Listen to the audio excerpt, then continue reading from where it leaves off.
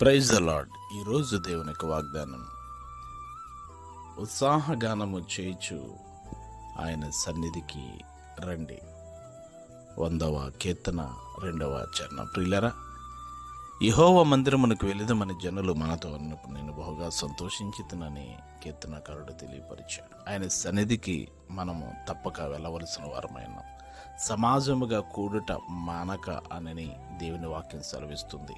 ప్రభువు రాకడ సమీపించే కొద్దీ కూడా మనం సమాజముగా కూడి ఉత్సాహగానములు చేస్తూ ఆయన సన్నిధికి మనం వెళ్ళి ఆయనని ఆత్మతో సత్యముతో ఆరాధించవలసిన వారమై ఉన్నాం. గనుక దేవుని మందిరములో సంపూర్ణ సంతోషం ఉంది. దేవుని మందిరములో దేవుడు మనల్ని ఆనందపరిచేవాడై ఉన్నాడు.